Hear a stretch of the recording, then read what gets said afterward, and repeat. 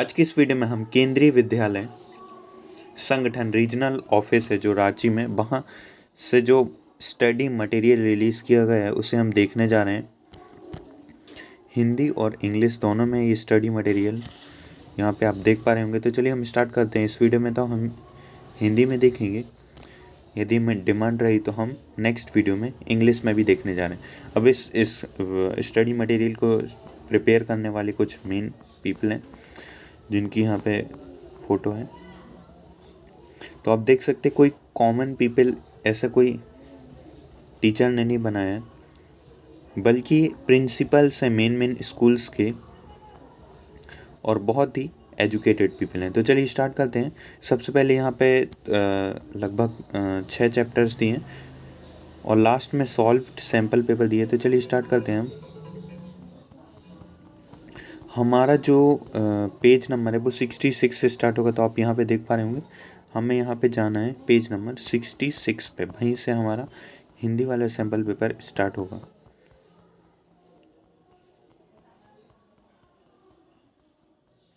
तो अब मैं पहुँचने ही वाला हूँ 66 पेज नंबर पे। यहाँ पे मैं आ गया हूँ। तो चलिए स्टार्ट करते हैं। शासक और इतिवृत्ता। मुगल और उनका साम्राज्य। मुगल शब्द मंगोल से निकला है। उन्होंने वो खुद को तुर्की शासक तैमूर के वंशज के रूप में तैमूर को संदर्भित करते थे। मुगल वंश। मुगल शासक में जो संस्थापक थे बाबर, हुमायूं, अकबर, जहांगीर, शाहजहां, औरंगजेब। औरंगजेब के शासनकाल में गैर मुसलमान प्रजा पर जजिया फिर से लगा दिया गया था। तो कुछ फेमस जैसे कि साम्राज्य के संस्थापक वह माता की ओर से चंगेज खां के थे और पिता के तैमूर से संबंधित थे। शेरशाह सूरी को आप जानते होंगे, अफगान नेता शेरशाह सूरी थे। सफावी में उन्होंने शरण लिया था। नेक्स्ट देख लेते हैं। सभी मुगल बादशाहों में सबसे महान किसे कहा जाता है, तो वो है अकबर। इसके अलावा खूब सारे राजा हैं जैसे बाबर, हुमायूं, अकबर, जहांगीर, शाहजहां, औरंगजेब। इतिवृत्ता था फुरसी जो तुर्की से फारसी तक। यहाँ पे एक टॉपिक है बुक में, उसके बारे में पे बताया गया कि फारसी से तुर्की से फारसी को जो अकबर थे उन्होंने बहुत सोच समझ के फारसी को राज्य की भाषा बनाई थी। नेक्स्ट है पांडुलिपियों का निर्माण। तो मुगल की सभी पांडुलिपियाँ हस्तलिखित थी, यानी मैन्यूस्क्रिप्ट हैंड रिटन थी, हस्तलिखित। अकबरनामा और बादशाहनामा महत्वपूर्ण सचित्र मुगल आधिकारिक इतिवृत्त में अकबरनामा और बादशाहनामा प्रभु। सुलह ए कुल एक आदर्श बल। सुलह ए कुल अबुल फजल के अनुसार सुलह ए कुल पूर्ण शांति का आदर्श प्रबुद्ध आधारशिला थी। राजधानी और दरबार के बारे में पढ़ें तो मुगल साम्राज्य की दिल कहा जाता था राजधानी को, जहां दरबारी रहते थे। तो आपको बता दूं कि जो मार्कशीट है वो रिलीज कर दी गई, तो you can see in description box. Description में आपको इसकी लिंक मिल जाएगी। नेक्स्ट देख लेते हैं उपाधि और उपहार। तो योग्य पुरुषों को खिताब देना मुगल नीति का एक महत्वपूर्ण पहलू था। अब हम कुछ क्वेश्चंस देख लेते हैं। जैसे बाबरनामा कौन सी भाषा में लिखी गई, तुर्क की थी। बाबरनामा के लेखक खुद ही बाबर हैं और कोई ये दूसरा ना लिखी। हुमायूं नामा के लेखक गुलबदन बेगम। रज्जा नामा क्या है, तो ये रजम नामा है, वो महाभारत का फारसी अनुवाद है। रजम नामा क्या है, महाभारत का फारसी अनुवाद है। बादशाह नामा के लेखक कहता हूँ, तो मैंने शुरू में ही आपको बताया था हुमायूं नामा गुलबदन बेगम, बादशाह नामा अब्दुल हमीद लाहौरी। नेक्स्ट चार तस्लीम और सिजदा क्या थे, तो यह अभिवादन करने की एक विधि थी। शाहजहां की नई राजधानी कौन सी थी, तो शाहजहानाबाद। नाम से याद कर सकते, शाहजहां की राजधानी शाहजहानाबाद। मुगल वंश का संस्थापक कौन था, तो बाबर मुगल वंश का संस्थापक था। किताब खाना से क्या मतलब है, तो पुस्तकालय इसका शाब्दिक अर्थ है, जहाँ नई पांडुलिपियों की रचना की जाती थी एवं पांडुलिपियों को संग्रहित किया जाता था। नेक्स्ट है अकबरनामा किसने लिखा, अकबरनामा अबुल फजल ने अकबरनामा को लिखा। आलमगीर नामा किसकी उपाधि थी, तो औरंगजेब की उपाधि थी। किसकी उपाधि थी, औरंगजेब की।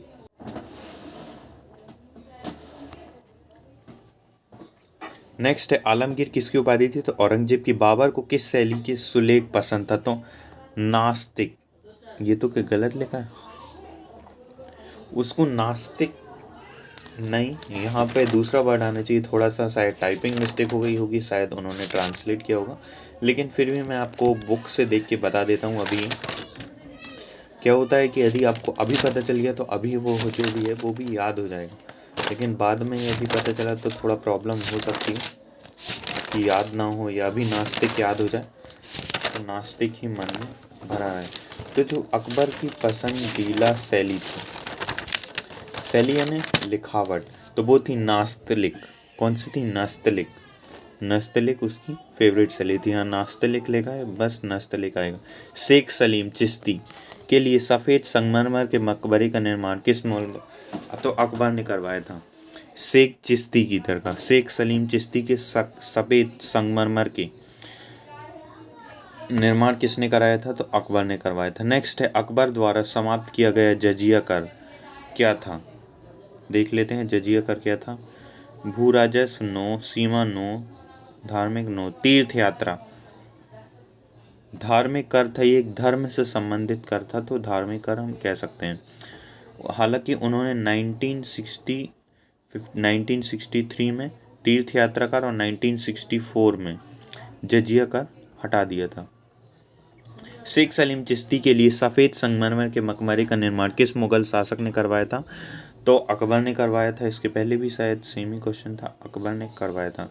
नेक्स्ट है, मुगल शासक में सभी दस्तावेज और शाही आदेशों को दर्ज करने वाले दरबारी लेखकों को कहा जाता था वाकिया नसीब। वाकिया नसीब। मुगल शासक में सभी दस्तावेज और शाही आदेशों को दर्ज करने वाले थे। अबुल फजल ने संप्रभुता को एक सामाजिक अनुबंध के रूप में वर्णित किया। सब अब समाज सम्राट अपनी प्रजा के 4 तत्वों की रक्षा करता था, इनमें से कौन सा नहीं था? तो ज्ञान, जान एकदम था, मानस और दीन था। पाप आप की रक्षा नहीं करता था। ये एकदम डिफरेंट भी लगता है। सम्राट हुमायूं द्वारा किन 2 कलाकारों को ईरान और मुगल दरबार से लाया गया था? तो मीर सैयद अली और अब्दुस समद। मीर सैयद अली और अब्दुस समद। मिर्जा के राजा की उपाधि औरंगजेब ने किसको प्रदान की थी? तो जसवंत सिंह, जय सिंह और जसवंत सिंह। कथन है, मुगल के अधीन कुलीन वर्ग में ईरानी, तुरानी, अफगान, राजपूत और दक्कनी आदि शामिल थे। इसका कारण इसे सुनिश्चित किया गया कि कोई भी गुट इतना बड़ा नहीं हो कि वह सत्ता को चुनौती दे सके। तो एकदम सही है ये। सुलह ए कुल का विचार अकबर द्वारा विभिन्न धर्मों, ये आएंगे नहीं क्योंकि हमारा जो टर्म 2 है वो डिस्क्रिप्टिव है, फिर भी हम देख रहे हैं क्योंकि आ गया तो इसलिए। केस स्टडी नेक्स्ट है हमारा, प्रांतीय प्रशासन का विभाजन को सही क्रम से जमाना है। तो सूबा, सरकार, परगना, गांव। सूबा, सरकार, परगना, गांव। सूबा, सरकार, ये प्रांतीय प्रशासन का विभाजन है। सूबा, सरकार, परगना, गांव। सूबा, सरकार, परगना, गांव। यहाँ पे एक पैराग्राफ दिया है, उसके बेस पे आपको देना है। तो यहाँ आप सबसे पहले इस पैराग्राफ को रीड कर सकते हैं और फिर इसके आंसर भी देख सकते हैं। चलिए हम क्वेश्चन भी देख लेते हैं। पहला क्वेश्चन है हमारा, क्या गया ये, अबुल फजल के बारे में सच नहीं है, यहाँ बताना है। तो यदि अब ये देखो तो हमीद लाहौरी के शिष्य थे, तो एकदम ये गलत है। अकबरनामा, जिसे 3 किताबें शामिल थी, 3 जिल्दों में लिखा गया था। थोड़ा हम डिस्क्रिप्टिव क्वेश्चन देखने की कोशिश करेंगे। नेक्स्ट यहाँ पे अब ये जो चित्र देख रहे हैं वो गुलबदन दरवाजा, इस स्मारक का निर्माण किसने करवाया था? तो अकबर ने। सुलह ए कुल क्या था? तो अकबर की धार्मिक नीति, सुलह ए कुल का मतलब था पूर्ण शांति। इनके अनुसार शांति, स्थिरता, स्रोत सभी धार्मिक समुदाय थे। किताब खाना से क्या है? तो किताब खाना का अर्थ है वह स्थान जहाँ पुस्तकों का निर्माण, विभिन्न प्रक्रियाओं जैसे कागज छपाई करना, जिल्द बांधना आदि शामिल किया जाता है। यह एक ऐसा स्थान था जहाँ सम्राट पांडुलिपियों का संग्रह करता था और उनका उत्पादन किया जाता था। अकबर नामक किसने लिखा था? तो अबुल फजल ने लिखा था। इसकी सामग्री संक्षिप्त बताएं। तो अबुल फजल ने अकबरनामा लिखा था। सामग्री थी 3 पुस्तकें में विभाजित किया जाता था। ये 3 जिल्दों में भी विभाजित किया जा सकता था।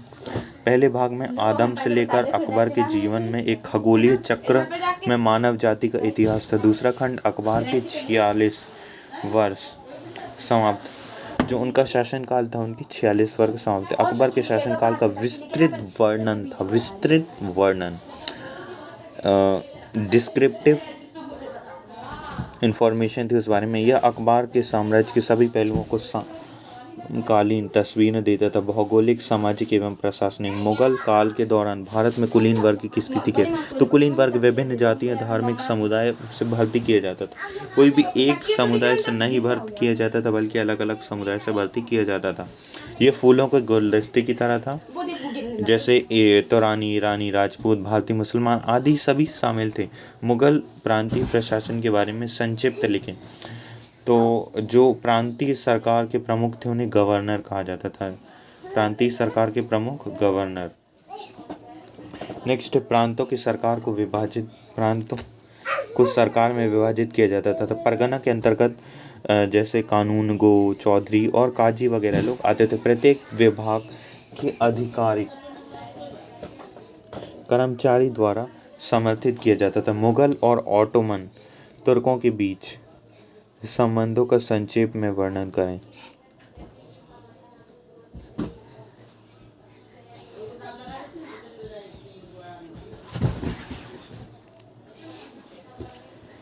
मुगल साम्राज्य में शाही परिवार की स्त्रियों द्वारा निभाई गई भूमिका का मूल्यांकन करें।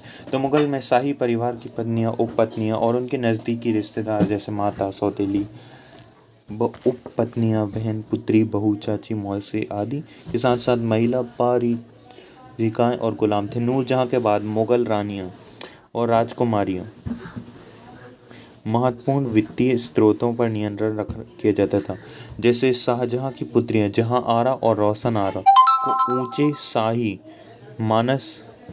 मनसबदारों के समान वार्षिक आय होती थी। इसके अतिरिक्त जहां आरा सूरत के बंदरगाह नगर, जो कि विदेशी व्यापार का एक लाभ केंद्र था, से राजस्व प्राप्त होता था। संसाधनों पर नियंत्रण में मुगल परिवार की महत्वपूर्ण स्त्रियों को इमारतों व बागों का निर्माण किया। जहांआरा ने शाहजहां की नई राजधानी शाहजहांबाद की वास्तुकला की परियोजना की थी। किसने? जहांआरा ने।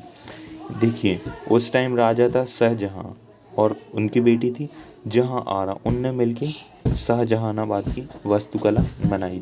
किसने? जहांआरा ने। इसमें आंगन व बाग के साथ 2 मंजिला भव्य कार्य शाहजहां हृदय स्थल चांदनी चौक था। रूपरेखा जहांआरा द्वारा बनाई गई थी। नेक्स्ट, गुलबदन बेगम द्वारा लिखी गई रोचक हुमायूंनामा। गुलबदन बेगम हुमायूंनामा। बादशाहनामा अब्दुल हमीद लाहौरी। जब अकबर अबुल फजल को अपने शासन के बारे में चाची समय आने पर जैसे लिपिबद्ध आग्रह किया जाता है, जैसे अबुल फजल को ला। अब एक बात है जो कि इम्पोर्टेंट है, जो अकबर थे उसके नवरत्न थे। नवरत्न कौन थे? अबुल फजल फैजी, गुलबदन, बीरबल, तानसेन, अबुल फजल फैजी, मानसिंह टोडरमल, मुल्ला दो प्याजा, खान ए खाना, अबुल रहीम। नेक्स्ट देते हैं गुलबदन में लिखा गया कि मुगल बादशाहों द्वारा प्रशस्ति नहीं थी, बल्कि उनके राजा और राजकुमारी के बीच चलने वाले संघर्षों और तनावों के साथ ही उनमें से कुछ संघर्षों को सुलझाने में परिवार और उम्रदराज स्त्रियां महत्वपूर्ण भूमिका विस्तार करती थी। अब संक्षिप्त रूप से राजस्व की मुगल आदर्श के तत्वों का वर्णन करते हैं। दिव्य प्रकाश की अवधारणा, जैसे दिव्य प्रकाश की ये एक दंत कथा थी कि यह एकीकृत बल था। जैसे सम्राट सभी शांति, स्थिरता और न्याय का एक स्रोत था। राज्य की नीति के माध्यम से सुलह ए कुल का कार्यान्वयन किया जाता था। मुगल अभिजात वर्ग एक समग्र वर्ग था, जिसमें ईरानी, तुरानी, अफगान, राजपूत, दक्कनी आदि राजा शामिल। धर्मनिरपेक्ष नीति थी। सामाजिक अनुबंध था। मुगल दरबार से जुड़े दैनिक दिनचर्या, विशेष उत्सव का वर्णन करना है। तो खूब सारे उत्सव बनाए जाते थे, जैसे कि सिंहासन शक्ति का केंद्र है। दरबार किसी भी व्यक्ति का स्थान, उनके महत्व, वो राजा जैसे यहाँ राजा बैठा, राजा से कितना दूर बैठा उसके बेस पे डिपेंड किया जाता था।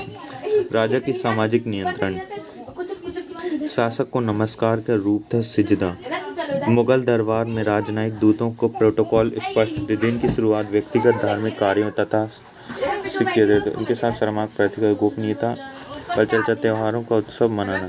नेक्स्ट है हमारा उपनिवेशवाद और देहात। तो बंगाल वह प्रांत है जहाँ सर्वप्रथम औपनिवेशिक शासन की स्थापना हुई थी। नया भू राजस्व व्यवस्था इस्तमारी व्यवस्था लॉर्ड कॉर्नवालिस द्वारा 1793 में लागू।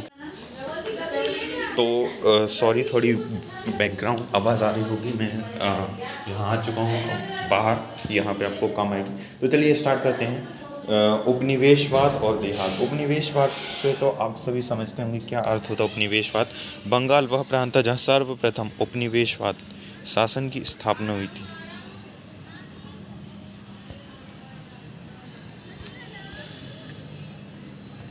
औपनिवेशिक शासन की स्थापना हुई थी। नेक्स्ट है गांव की अर्थव्यवस्था पर संकट आ गया था। रोजगार के नए उधर उनकी भूमि बटाईदार के माध्यम से खेती की जाती थी। जोतेदार द्वारा जमींदार का विरोध, जमींदार की अक्सर नीलामी होती थी, और जो 95% जो नीलामी थी वो फर्जी होती थी। नेक्स्ट देख लेते हैं पांचवी रिपोर्ट। तो ब्रिटिश संसद 1830 में ही सौंप गई थी।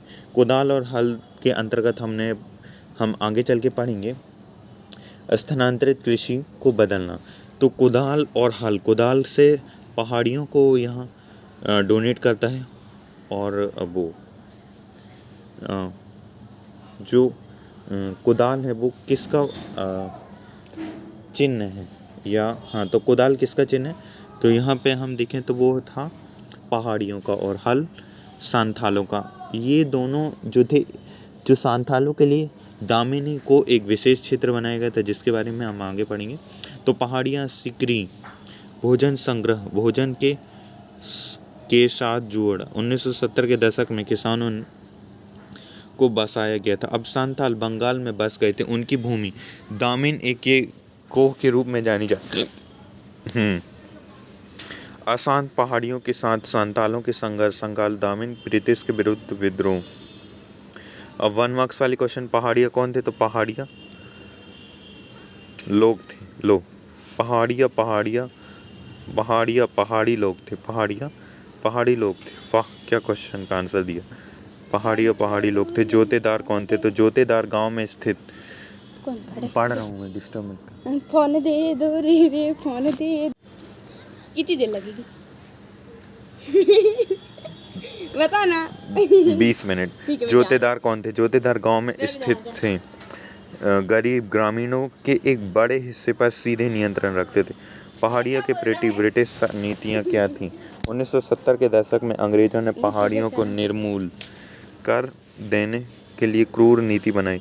तो पहाड़ियों पर निर्मूल लेने के लिए, वो टैक्स वसूलने के लिए, उनका शिकार बनन करने और संहार करने। पहाड़िया की आजीविका का क्या साधन था, तो वन उत्पादन, वन संग्रह, और जो झूम खेती थी वो पहाड़ियों का भू राजस्व को भुगतान क्यों चुकाना पड़ता था, तो उच्च राजस्व मांग। मच्छर काट रहे जी। वही बुला रहा था। बकाया राजस्व संचय करना पड़ता था। भूमि का स्थायी बंदोबस्त। अभी मैं पढ़ रहा हूँ, थोड़ी देर लगेगी। नेट ऐसे नहीं खाना, पूरा खत्म। नेट नहीं चला रहा, देख ले, नेट पहले ही बंद कर यार जी, तो और वीडियो नहीं बना जी। देख जी, देख चालू करके बोलते बंद है। तो भूमि का स्थायी बंदोबस्त कब और कहाँ शुरू हुआ, तो ये लॉर्ड कॉर्नवालिस द्वारा 1793 में। सूर्यास्त का क्या नियम था, ये ऐसा क्वेश्चन लगता तो नहीं आएगा। भूमि के स्थायी बंदोबस्त के अनुसार जमींदारों के लिए राजस्व का समय का भुगतान करना आवश्यक था, लेकिन सूर्यास्त कानून के अनुसार यदि कोई जमींदार निर्दिष्ट तिथि में सूर्यास्त तक राजस्व का भुगतान करने में असमर्थ है, तो सरकार द्वारा बकाया वसूलने के लिए जमींदार की नीलामी की जाए। उत्तर बंगाल में सबसे शक्तिशाली कौन था, तो जोतेदार सबसे शक्तिशाली थे। देखिए, बंगाल थे थोड़ा ऐसा, तो यहाँ पे सबसे शक्तिशाली नॉर्थ की बात करें तो यहाँ पे जोतेदार थे। कौन थे, नॉर्थ बंगाल में जोतेदार थे। पांचवी रिपोर्ट संसद में कब प्रस्तुत की गई, तो 1813 में। फ्रांसीसी बुकानम कहाँ की यात्रा कर रहे थे, तो बुकानम राजमहल की पहाड़ियों से होकर यात्रा कर रहे थे। यहाँ पे कुछ एमसीक्यू जिनके आने की कोई संभावना नहीं है, एमसीक्यू क्योंकि एग्ज़ाम में नहीं आएंगे। टर्म 2 का पैटर्न है, एमसीक्यू आने की कोई संभावना नहीं है। नेक्स्ट देख लेते हैं, यहाँ पे एक पैराग्राफ दिया है, अब इनको क्वेश्चन को देख के और यहाँ पे आंसर देख के रीड कर सकते हैं एज यू विश। बहुत सरल। राजमाड़ी के पास कौन रहते थे, उनकी उपज पर निर्भर थे, तो भाई साहब ये पहाड़िया ही लोग रहते थे। अब चलिए नेक्स्ट क्वेश्चन देख लेते हैं। एक और पैराग्राफ दिया, ये सब केस बेस्ड क्वेश्चन है, आप चाहें तो इसको पढ़ सकते हैं। और इसकी यदि आपको पीडीएफ चाहिए तो आपको फ्री में मिलेगी PDF, free of cost, no money. नीचे दी गई लोकप्रिय छवि को पहचाने। अरे इस भाड़वे को कौन ना इसी ने तो लाया था, चार्ल कॉर्नवालिस। नीचे दी गई लोकप्रिय छवि को पहचाने, तो ये संथाल का विद्रोह का नेता सिद्धू मांझी, संताल विद्रोह के नेता सिद्धू मांझी भाई साहब, इनको आप याद रखिए, सिद्धू मांझी को। यहाँ संथाल के विरोध के बारे में बताया गया है। संथाल में कैदियों को ले जाया गया। अब हम लघु उत्तरीय प्रश्नोत्तर देखते हैं। एग्जाम में 3 मार्क्स का आएगा और 6 मार्क्स का आएगा क्वेश्चन। चलिए नेक्स्ट है, जमींदारों को नियंत्रित करने के लिए ईस्ट इंडिया कंपनी ने क्या, तो जमींदारों को फौज छिन्न भिन्न कर दी गई कि कटोरे। देखिए अभी हमें आगे 3 और चैप्टर पढ़ना है, तो थोड़ा जल्दी करेंगे क्योंकि ऑलरेडी हमारा वीडियो आधा घंटे का होने वाला है। 9 मिनट बाद अदालतों ने ब्रिटिश कलेक्टरों का नियंत्रण में लाया, जमींदार नीलामी की कर दी गई। अब 18वीं शताब्दी के दौरान पहाड़ियों के प्रति अंग्रेजों द्वारा अपनाई गई नीतियों की जांच करें, तो सबसे पहले ब्रिटिश तबाही जितना ही दोस्त